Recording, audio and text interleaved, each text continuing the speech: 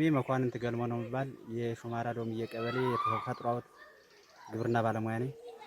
ያው ይሄ እንግዲህ አሁን የምናየው የጊዜያዊ የመስኖ ቦታ ነው።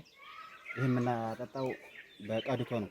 እንደ ቀበሌ ወደ 165 ሄክታር በመስኖ የሚለማ የአትክልት ቦታ አለና በአመታዊ ማለት ነው። ሌሎች ቋሚዎች እንዳለው ነው አለን። ይሄ እንግዲህ የተለያየ የአትክልት አይነቶች ናቸው እዚህ ያሉ።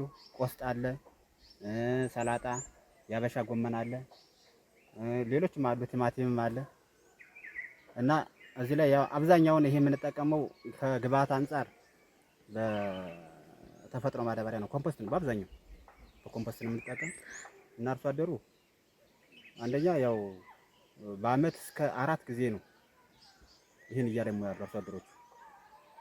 በተጨማሪ ከሌላው ከተራው አርሶ አደር ውጪ ወጣቶች ወደ 65 የሚሆኑ ወጣቶች አሉ።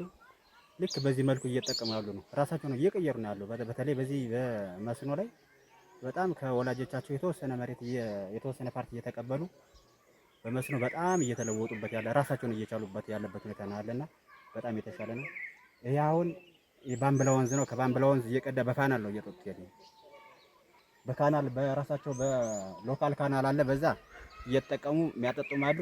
እንደገና ደግሞ ይሄ በካናል እየቀዱ ነው ይሄን እየተጠቀሙት ያሉ እና ይሄ አሁን ወደ ሁለተኛው ነው። አሁን ሶስተኛ ዙር ደግሞ ይሄን ካነሱ በኋላ ሶስተኛ ዙር ይገባሉ እና በጣም አርሶ አደሩ በጣም ውጤታማ ነው እየሆነ ያለና ሌሎችም አሉ።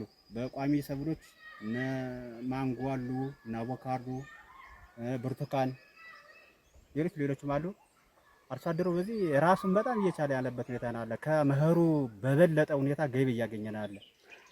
የፈረንጅ ከብት እየገዛ ነው ያለ።